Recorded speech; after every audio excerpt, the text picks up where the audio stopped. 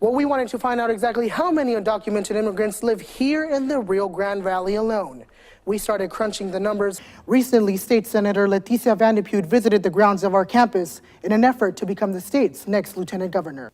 That's right, and we received this letter from UT Rio Grande Valley President Dr. Guy Bailey earlier this week. Now, UTRGV is taking a broader approach to student applications.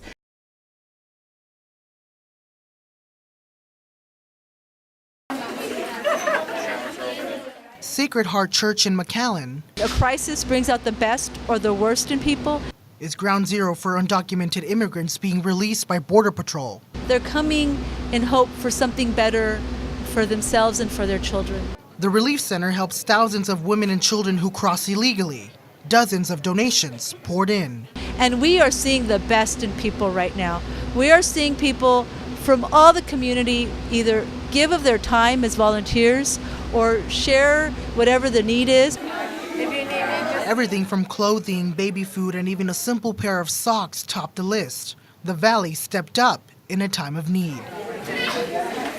Lorena made the journey from Honduras with her daughter. They traveled almost 1,500 miles to our border and crossed the river on a raft. Mucho miedo porque esos hombres, los que los cruzaron, andaban ebrios, fumando marihuana. She is one of many illegals who left her country searching for a better life. No hay seguridad, lo mismo. Si ves las noticias en Honduras todos los días, muertos, muertos, muertos en San Pedro, en Progreso, en Tegucigalpa. The relief efforts put on by Catholic Charities prompted Rio Grande Valley Border Patrol Sector Chief Kevin Oakes to send this letter in late July thanking the community for their outreach during the humanitarian crisis. This type of humanitarian assistance is only possible with the collaboration of all these different organizations working collaboratively. And I think that is the beautiful aspect of what we're seeing here today in this humanitarian outreach.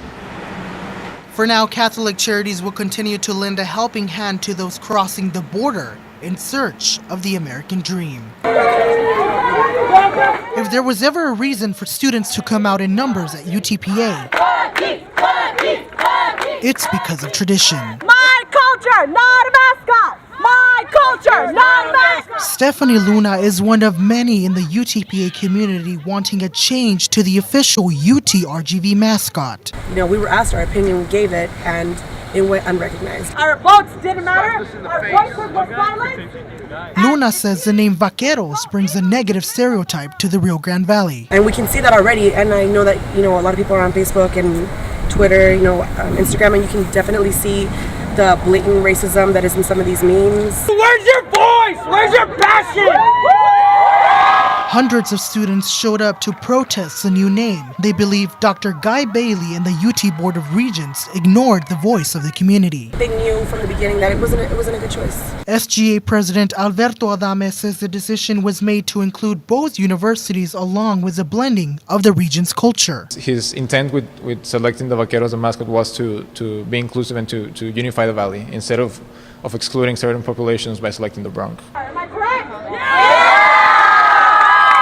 SGA recently passed a motion against the Vaquero, and Adame says students should continue voicing their opinions. I believe that as long as people are expressing their opinions and making sure their voices are being heard, to trust that Dr. Bailey is hearing them out. He was aware of all the comments on social media. But for now, the Vaquero is here to stay. I believe that we will win! With strong will and determination, we saw the United States as a welcoming door. The fight for the American dream, it's been the opportunity that we haven't had in our country, lives on every single day. What do we want? Justice! When do we want? Julieta Paredes is one of 700 undocumented students on campus who benefit from deferred action for childhood arrivals. So this gave me the opportunity and I was like, okay, I'm gonna grab it. The only thing we can lose in this battle is our chains and be free.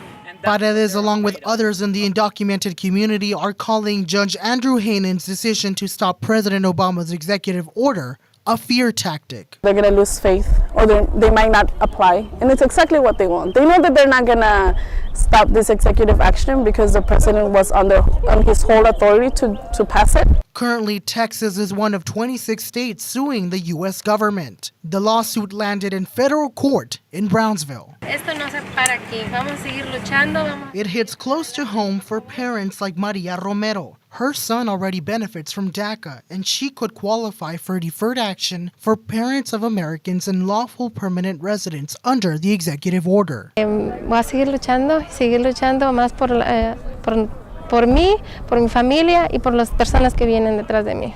The injunction blocks parents of undocumented immigrants from receiving DAPA. Approximately 4 million people could qualify for a temporary work permit and be able to legally reside in the U.S. without legal persecution. Que no tengamos miedo ya, que no tenemos que salir de las sombras, que no tengan miedo. We are the dreamers. We are the dreamers. The mighty, mighty dreamers.